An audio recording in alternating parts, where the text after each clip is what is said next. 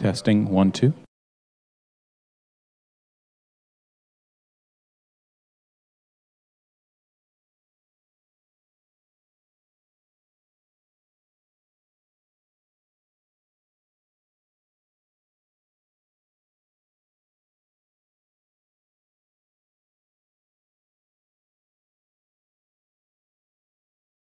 Testing 1 2.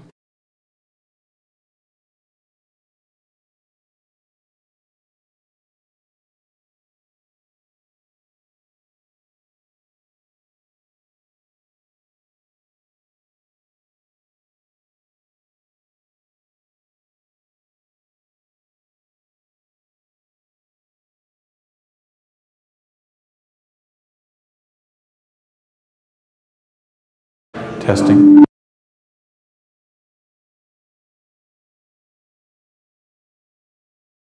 Testing 1 2 3. Testing 1 2 3.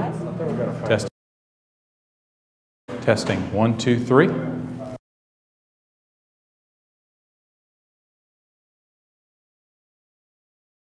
Testing 1 2 3. 7 8 9 10 11 12.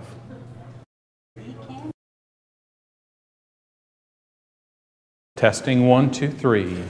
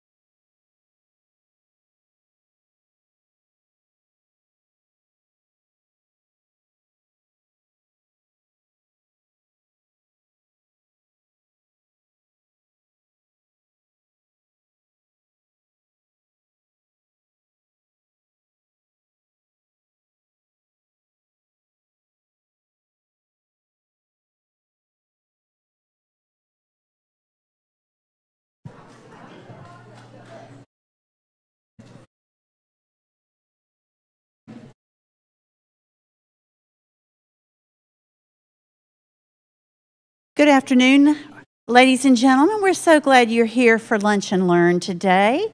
Kind of kicking off the, applause. That's wonderful. Yeah, round of applause for kicking off Lunch and Learn. We are excited that you are here as we begin. This is the official beginning of a new school year, and so we're appreciative of those of you who are homeschooling who are here today, as well as those of you who support us, whether you're in school or not. So. Do want to just remind everyone, if you would please take an opportunity at the end of the lecture today to fill out these surveys that you'll find in the center of your table. We really do appreciate your feedback, and we use that information as we move forward with our plans and our various ideas that we try to bring to you for Lunch and Learn. My name is Canty Smith. I'm Director of Education here at the museum. If you have any questions, don't hesitate to come up and see me after the lecture. And then for those of you who are guests or visiting today or members, I do want to recognize our education staff who are here in force. So educators, you want to just wave to everybody? Yay! Awesome. So when you hear this rowdy corner over here, you'll understand why that is the way it is. Our speaker today is a very unique individual in that he is a combination of creativity, technical expertise, and has wonderful insight into the world of technology, which gives him a unique perspective on that. And that's one of the reasons why I've asked our audiovisual manager, Jason Woodside, to be our lecturer today for Lunch and Learn. This is actually his second opportunity to speak to us because he had so much fascinating things to share with us. The first time he did a Lunch and Learn, we asked him to come back. So ladies and gentlemen, please a warm welcome for our own Jason Woodside. Canty, I've got to make sure I get one of those evaluations so I can fill out afterwards. Well, thank you guys for being here. I'm going to probably have to get security to monitor that section over there. I'm the museum's audiovisual manager, and I have the great fortune of working here at Tellus Science Museum. And I do a lot of things here. I do... let's see. Gosh, the list is long. Operate the main theater. I don't do stand-up. I do a sit-down comedy. It's very low key. I operate the big theater. Gosh, I do a lot. I'm not going to bore you with that. I'm going to get into this. I started my career as a TV reporter, and I spent a few years as a TV reporter for a small cable station in Virginia. I decided that was not where I wanted to be. A lot of, if you watch the news now, it wasn't quite as political back then, especially at our level, but news is not always happy news, and I decided that's not what I wanted to do. I wanted to be behind the camera. So I turned down a promotion, which you're never supposed to do, to news director, and I got into production. And now, gosh, lots of years later, I started that in the early 90s. Now I am here at Tellus, and I'm also involved in some of the exhibits too, which is really cool. Let me ask you guys, when you hear the word television, and I'm going to get into more than just television, but that's where I started the last talk, and that was kind of technical. We're not going to go there this time. We're going to have fun, I hope. What is television? Can anybody give me a definition? What do they when they hear the word television, what do they think? A babysitter. I've got 3 daughters, so yes, that is definitely true. Anybody else? Something you watch. Absolutely. See, now we're getting into the answer I was looking for. So you guys, I didn't pay you guys to give me those answers because that's exactly what I was looking for. Television is more than just one definition. You know, if you think of television, you might think of, you know, a TV set. I pulled off an old TV set, not a really, really old TV set that you wouldn't recognize, but an old one. It is color, yes, and one of our modern flat screens. Okay, that's a great definition of television. But what else is television? It's something that we watch. It's the programming. It's the stuff on TV. Hey, I'm going to go watch TV. Do you really mean you're going to go watch that thing, or are you going to turn it on and watch what's on it? And then also the transmitting, the whole process of that. So just quickly, we still do this process, but what I'm going to talk about today really doesn't involve this process. Okay? The process used to be only, and it still is for radio. You have a giant television tower that broadcasts that signal from the TV stations to your antenna. Now, I don't know, anybody in my neighborhood does not have an antenna. In fact, I don't think they allow them in my neighborhood, but you can put them in your attic, nobody will see it.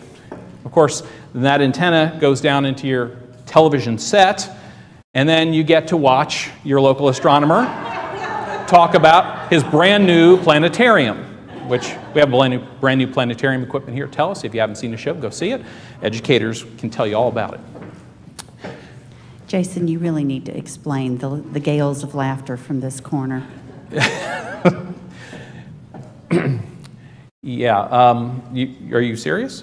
Or are you? Well, just so everyone else knows, okay. the photograph in the lower corner there is our astronomer. Yes. David Dundee, who's not here to defend himself, actually. He's in the planetarium. Just want to mention that's the... Yes, we do have a brand new system in the planetarium, and it is fantastic. It's brighter and darker. The contrast is much, and the colors are beautiful, and the stars are great. And so if you haven't had a chance, I think we've only been open to the public with this new system since Friday. So if you haven't seen it, that's a little commercial. Hey, TV commercial.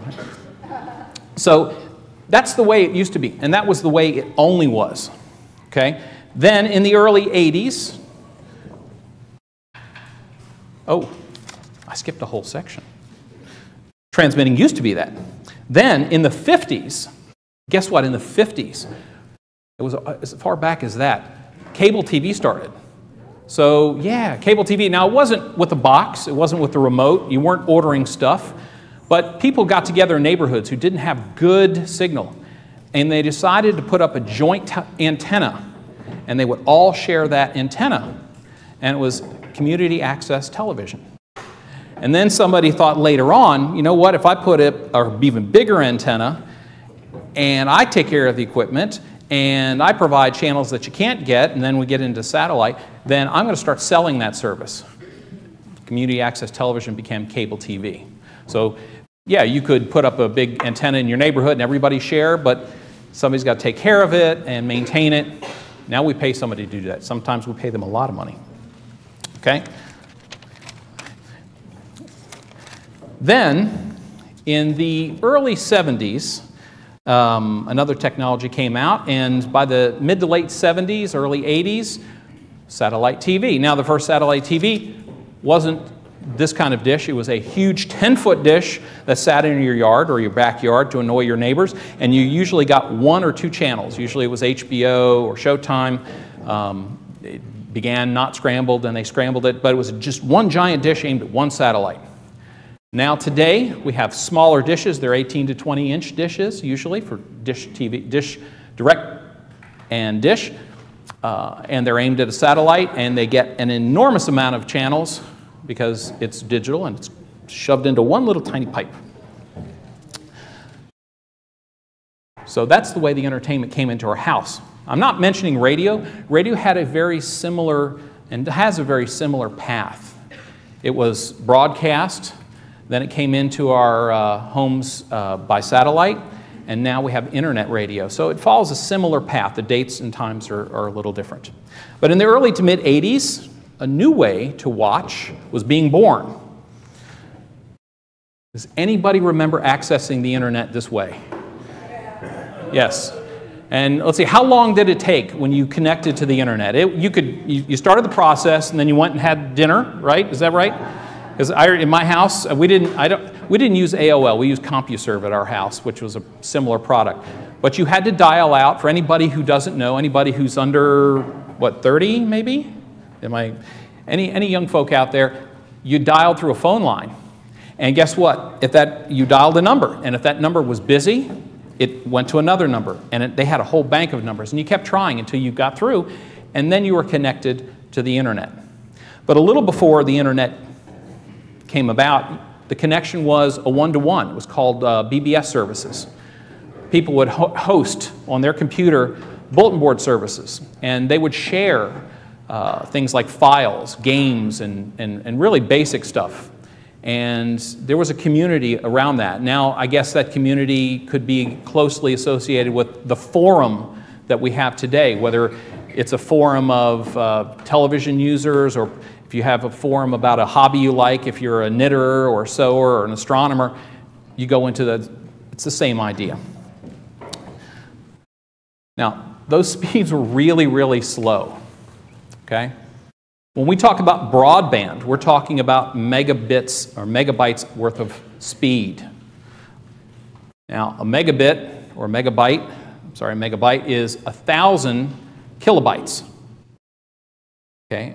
And we go the other way, then you get into, if you've ever heard of gigabit, and that's the new thing that's out. Google, Comcast have gigabit service. That is really fast. I mean, that's really fast. We were not in gigabits, not in megabytes. We were down about 9,600 kilobytes. That was, I mean, that's really far down there. And that was, in 2000, about out of 150 million internet connections, they estimate in 2000, they estimate that there was about 150 million dial-up connections out there.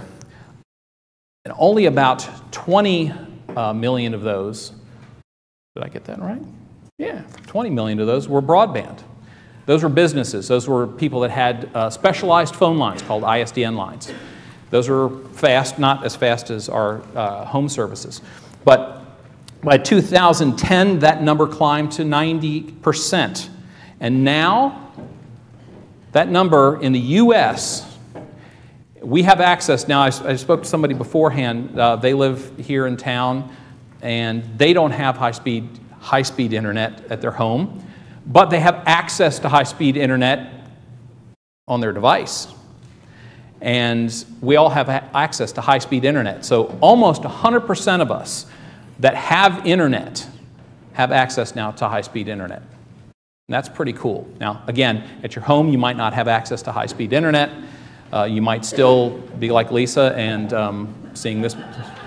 I didn't say which Lisa. It could be somebody else not in here.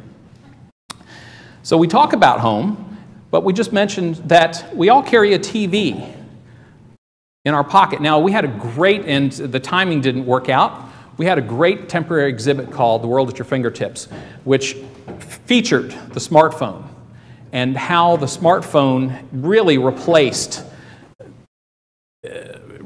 a whole lot of things. Games, it's our entertainment. And we do a whole lot of things with the smartphone. We can watch anytime. And it's not just traditional TVs that we're watching, TV programs that we're watching. We're not watching network. We can watch network programming. We watch ABC, ESPN, CNN, all of those channels. We can watch those. We can watch the cable channels, Discovery. If you have certain services, we can watch that. But that's not what we're doing with these devices, at least when watching entertainment. We're watching programs created usually by us and programs that are on streaming services. And streaming services, not from our cable TV system, but streaming services like Netflix and those.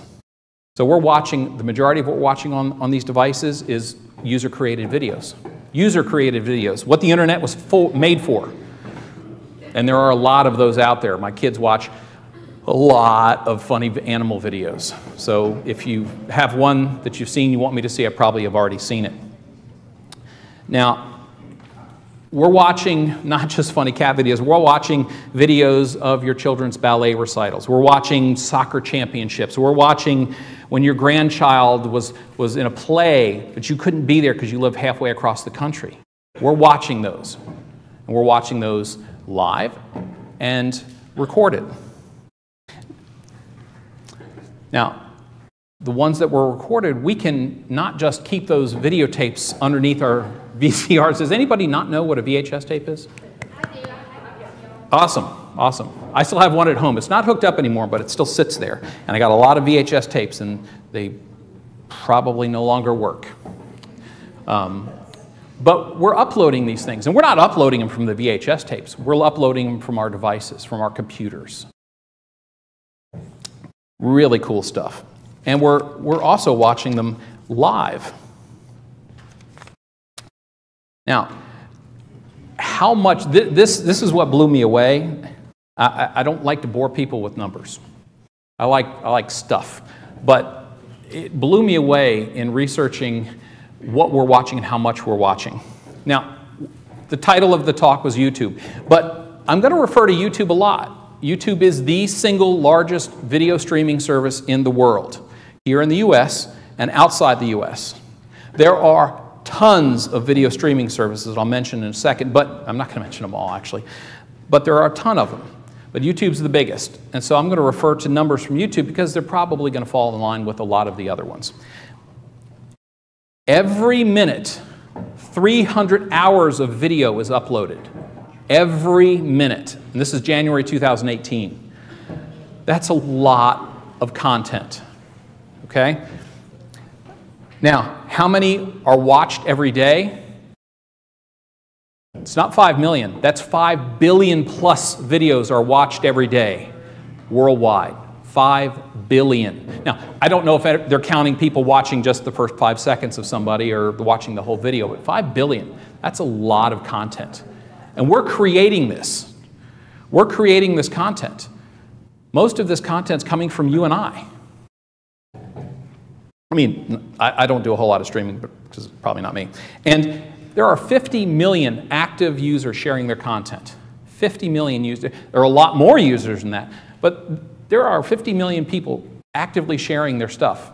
Now, I have a YouTube page. A lot of my stuff is unlisted or private because that's where I send links to my mom or my in-laws so they can watch older videos or archive videos from live events.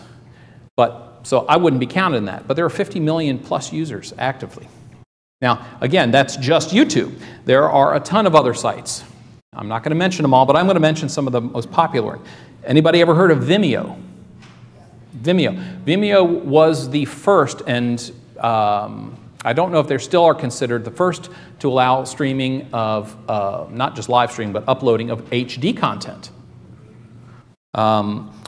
Twitter just a few years ago just allowed us to start posting videos. Amazon has a streaming service called Twitch. Anybody know what Twitch is? Okay. Twitch is really cool because it allows you to stream game content, video game content. Now, I had to wrap my mind around that because growing up playing video games, I didn't want to sit and watch, I wanted to play. So the idea of me watching somebody else play, but these people are entertaining. And how entertaining? Well, they have 15 million active users every day. 15 million users. And I'll talk about one of those users in a little bit. Daily Motion, Metacafe, Flickr, Instagram, and of course, Facebook. Facebook always allowed us to upload videos. Actually, not always, but shortly after they got very popular, you could upload videos. Actually, in August of 2015, they allowed us to start streaming. Not everybody, they rolled it out on a as-needed basis, and by April of 2016, everybody could stream a video live. Okay? As far as video services that aren't one of those, there are many, but the biggest ones are Netflix, Amazon Prime, Hulu. Those are the biggest ones. There are a number of other ones, and you can pay to watch movies and TV. YouTube TV.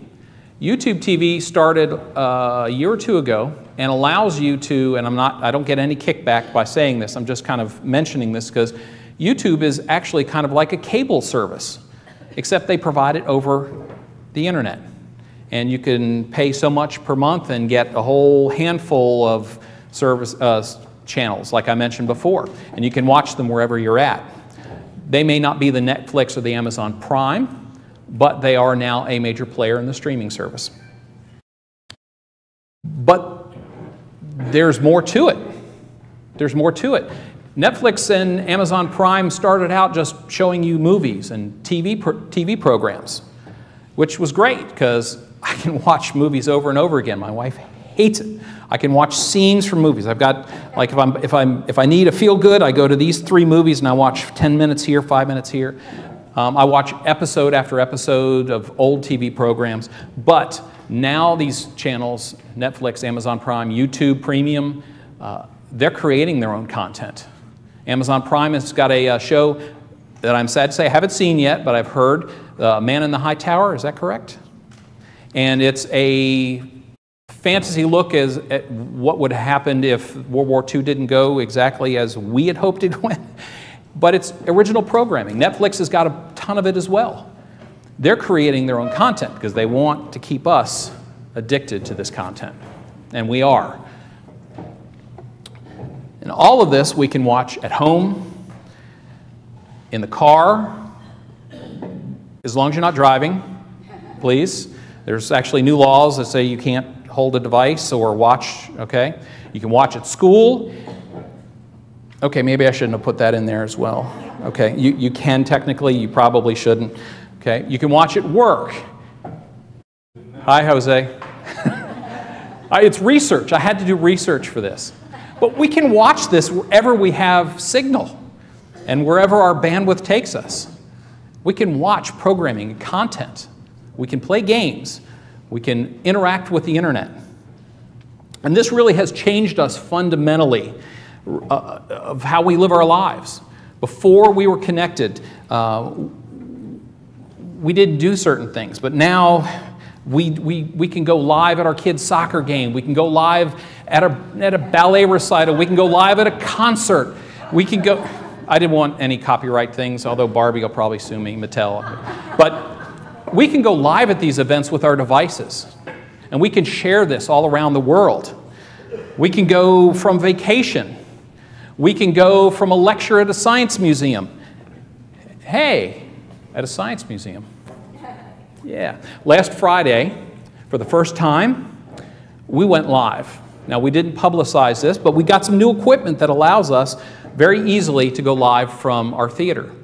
And Nick Johnson, who is one of our volunteers, and also if you've been to one of our events, you've seen him take pictures. He's a great photographer. He did a wonderful presentation on astrophotography. And he has a group that is all over the world. And so we shared it for the first time, and things, I think, went well. I haven't heard anything negative yet, but it actually, if you go to our webpage, our YouTube channel, you can watch his presentation. It's not perfect. We're getting there. But we can go and we can put that online. Now, with these pay services and with these other things, there was something else new that was born, and it was the term, I love it, binge watching. It's better than binge eating, I guess. No, maybe not. I don't know. I don't know who if maybe your doctor may want you to binge watch instead of binge eat, but binge watch. It's a great term. I mean, do you know? Everybody knows what binge watching means, okay? If you've binge watched more than 2 episodes of a show at one time, if you watch 2 episodes or more than 2 episodes, raise your hand. Okay. No? Okay, 2 episodes. Oh, he cuts it. He's got control. But I mean, I'm not the only one who at 3 a.m. says, I got to find out what happens in the next episode, right? Right? Because that's the way they release a lot of these services. They release the programs as a whole, as a season, and you watch these things, and it gets addicting. So our viewing patterns have changed. I don't have cable TV or satellite at my house. All my programming comes through the internet. I have several streaming services and legal ways to watch programming. I can watch the Super Bowl legally without doing anything naughty, but I can watch. And it frustrates me when I go to people's houses that have TV and they put on an episode and I watch and I go, what happens next? You got to wait till next week. That's the way I grew up, but I like this way better. We also share more of our personal lives than we ever have before. Really have. I know more about my friends and coworkers' meals and cooking skills than just about anybody. I mean, we share a lot of stuff about our personal lives. We share just about everything. We share our kids' accomplishments. We share our ups and our downs. One of the things that we don't consider, or we should consider at some point, is should we? That is a question that is hard to answer, hard to ask, because it's fun to post a picture of first day of school, and I do it. And here they all standing around, the kids, you know, they're just standing there. Oh, come on, Dad, it's, you know, I got to get to school. I take a picture, okay? Now somebody knows that I have 3 kids. Now I share it to my friends, but it's out there, okay? You know, in a day of internet theft, identity theft, we have this identity theft. I mean, when we buy things here at the museum, several staff members have company-issued credit cards. And no, I never have put a taco or a salad on my company card. But I have been in the administration area when I have heard people's cards compromised. It happens. Now, sometimes it happens because of people that are naughty that are in credit card processing. Okay, but it happens. It happens without, I mean, we're not posting a whole lot of stuff about who we are here at Tellus back behind the administration doors. But it happens. So we publicize where our kids go to school, when we're on vacation, when we're not going to be at our house, we're going to be gone for a whole week in Puerto Vallarta. You know, we're gone for a whole week. Or where our kids go to school, where I work. Where I work can dictate what time I'm not home. There's a lot of information that can be culled from postings. And I guarantee you, you can go to anybody's Facebook page that you don't know. If you had access to their entire feed, you know their lives. So I'm not telling you not to do that. I'm just telling you to be careful. That's something to consider. And also about the videos you post too. Also, if you're a parent or you're charged with watching somebody else or being responsible for something, please be responsible about where they go, what they watch. I'm not, you know, I don't nose in on what my kids watch all the time, but I want to know because they're watching stuff on their tablets. I've lied to my youngest 2 and told them that there's an alert that pops up on my phone that will tell me if they're watching something that they're not supposed to. They don't know I'm lying unless they're going to watch this later. So just be careful. Now, we're doing this for free. All of this for free. We're posting all of this information for free. Okay? Oh, there's people making money, though. There's people making money. I'm going to refer to YouTube again. There's a lot of money to be made on YouTube. Now, you have to have something to be worth paying for, but there are people making a lot of money doing nothing more than posting videos. In fact, and I'm going to mention the very top subscriber channel had a bit of controversy at some point in his career, and I'm not going to promote him as I will mention it, but I'm not going to. But since 2013, December 2013, on YouTube, for subscribers, the #1 channel was a 28-year-old guy who lives in the UK, and he goes by the name Pewdiepie. So anybody who's young probably recognizes him because most of what he does is fun to watch. Okay? In the last 30 days, in his videos on YouTube, he's had over 300 million views. 300 million views. He almost added 1 million subscribers last month. He has over 65 million subscribers. Tellus Science Museum has 99. So if you want to subscribe, we don't do a whole lot of content at the current moment, but please feel free. He has 65+ million subscribers. Okay? Now, how does he make money? Process called monetization. So if you have over 4,000 views, hours viewed in the last 12 months, and over 1,000 subscribers, YouTube allows you to be considered for monetization. which they put advertisements, and you get a part of that. So anytime somebody watches one of your videos, you get a little chunk of change. Now, what does that add up for Pewdiepie? According to the website Social Blade, there is a range. So if you watch the entire video versus the entire advertisement to just a little bit, there's a range. So you don't always get paid the full amount, but they estimate he makes between $72,000 to $1.2 million a month. Yep. He could make $1 million a month posting videos. Now, he started posting game videos where he would play and just comment. Apparently, he's entertaining. I've never seen one of his videos, believe it or not. I should have done some research and watched, but I didn't. Okay? Now, that sounds like a lot of money. The #1 YouTube channel for views, now, he's an individual. The #1 views is a company. It's called T-Series. It's India's largest music and film production company. And I'm going to throw this number out at you. 80% of YouTube users are outside the US.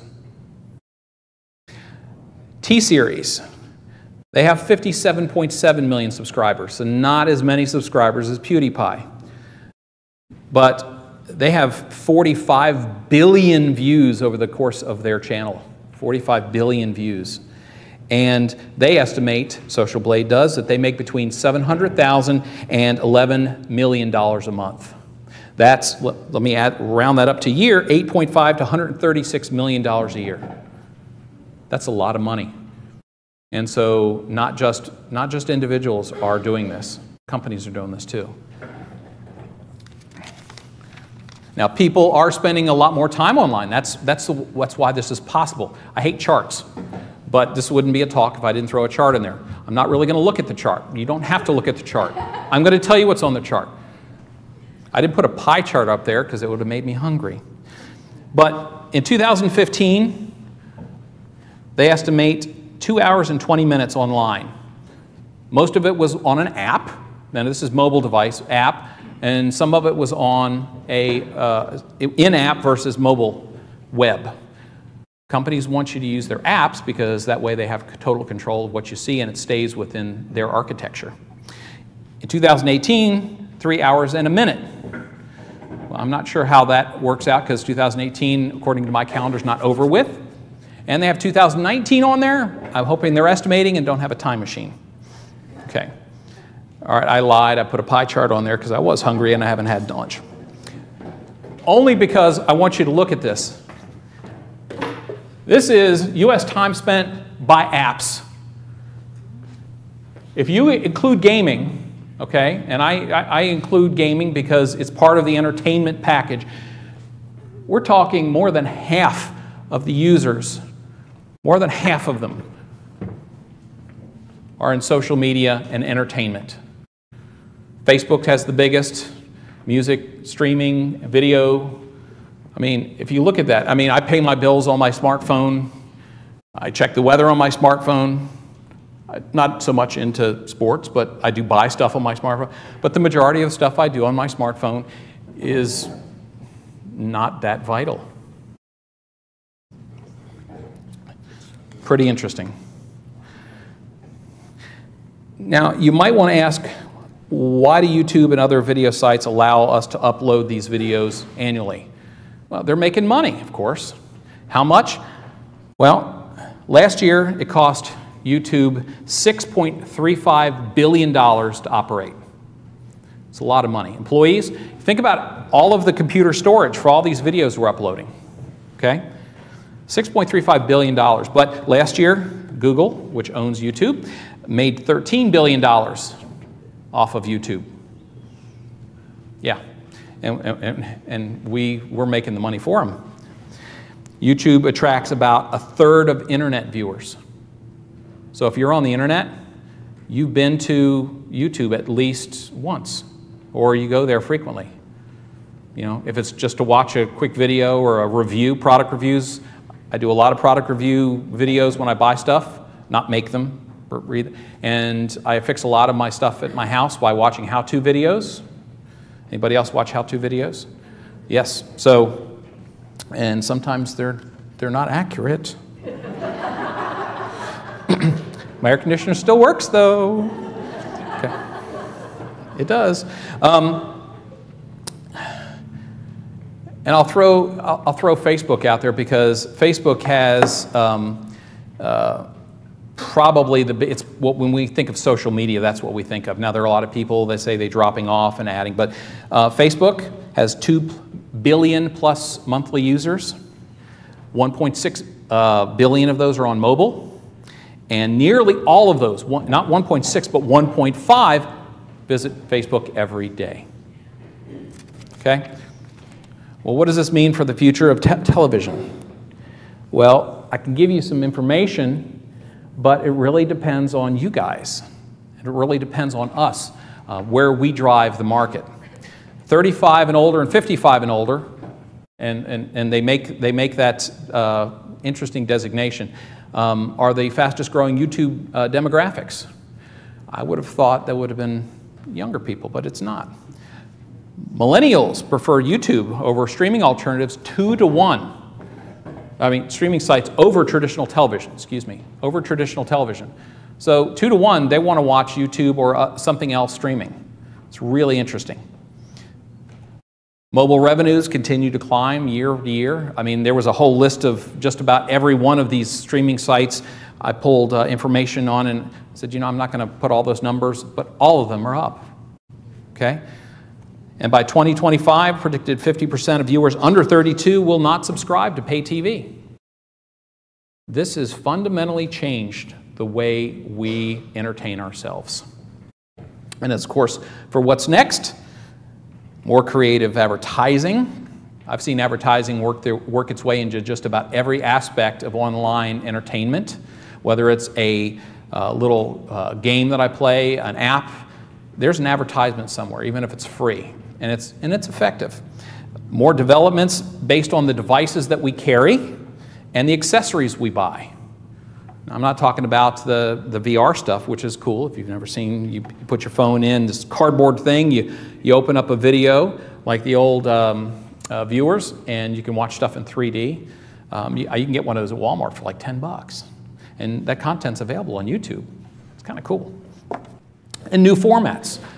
Game formats, video formats, that'll drive it. Now, if you're under 30, you probably don't need the next small, quick section. But I'm going to ask it anyway. Has anybody ever gone live on their mobile device or at home? Oh, okay. Well, I was going to say most of the people that raised their hand, it was only a few, were exactly who I was thinking were going to raise their hand. You know, as the 35 and 55 age groups, we're continuing to use YouTube more and more. I'm going to do just a very quick to show you how easy it is. I know I don't have a whole lot of time left, but how easy it is to go live. So, with that said,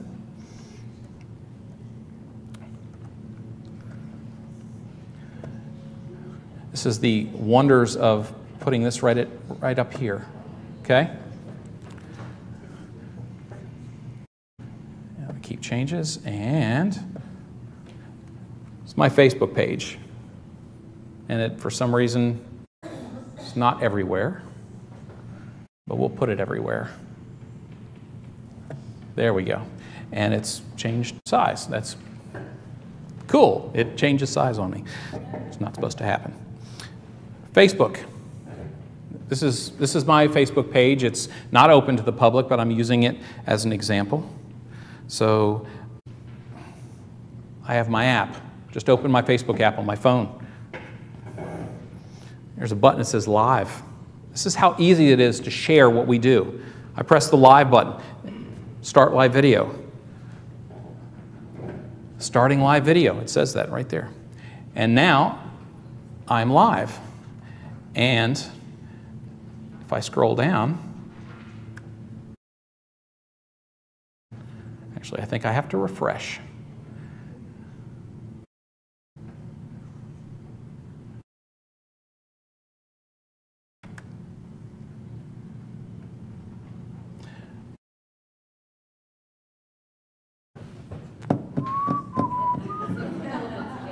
Did I say high-speed internet? Okay. All right, well, that's how easy it is. I do. It's the computer. So let's see if this will work. So let me make sure I'm not broadcasting anymore either, because, boy, that would be fun. It does ask you if you want to keep or discard the video I just took, and I discarded it. So if you're going to go to my Facebook page and try to view that, I just threw it away. This is our Tellus Science Museums, and it's really easy to go live.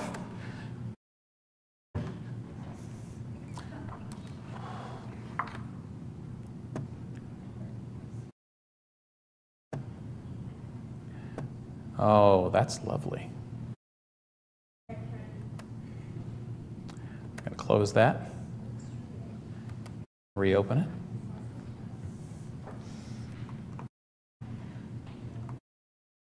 I promised you this worked earlier.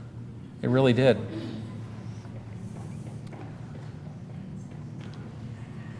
Well,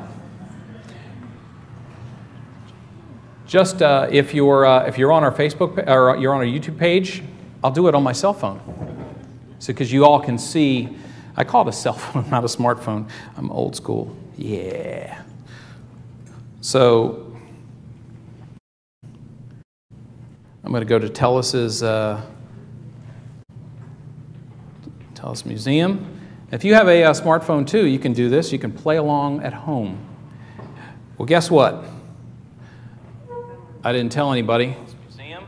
If you have a smartphone too, you can do this. You can play along. This is live on YouTube. We have been. I didn't publicize that, but what would a talk about streaming be without streaming? So you can go back and watch this later. It's a little disconcerting. This is on YouTube. Yes, the whole thing. So anyway, it really is easy. Again, should we? Yeah, we're a museum. We should. But should you? That's up to you.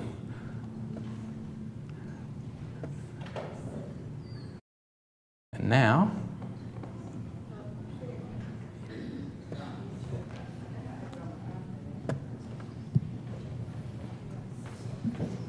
as it reconnects. Any questions?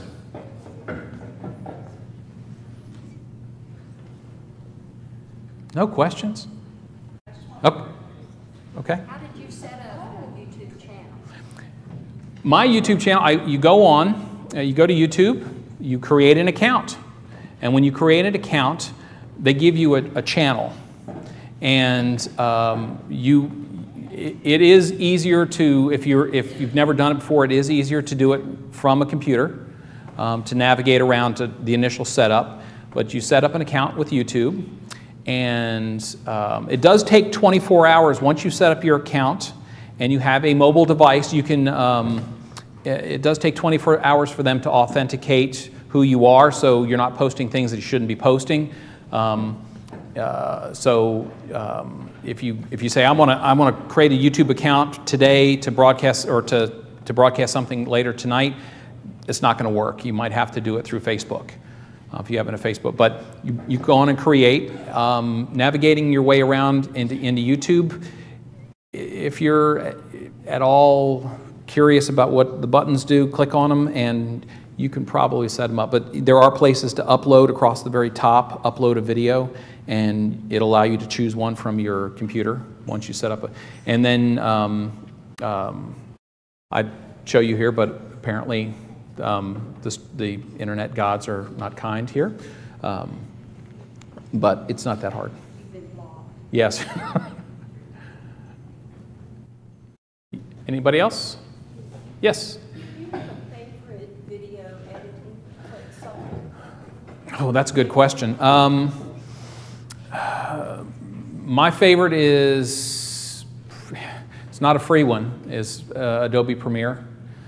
Adobe Premiere, they went to, Adobe products went to a subscription-based, and it cost, I think, 20 bucks a month to use. The learning curve is very high on it. There are a lot of bells and whistles. It's more of a professional tool, but there also on YouTube are a lot of videos on how to do the basics, how to start.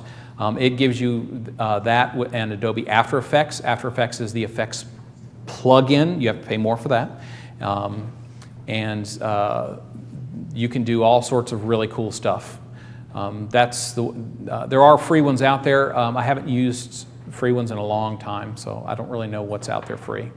And some of them, some of the ones that come with some of the capture cards and some of the software that's out there are GoPro actually has a software that comes with it, and if you can download the GoPro software, but it only allows you to edit in MP4, which is a format. There are a ton of formats, but GoPro really only allows you to edit in MP4 and AVI, which are another. But that's a free service, but real limited.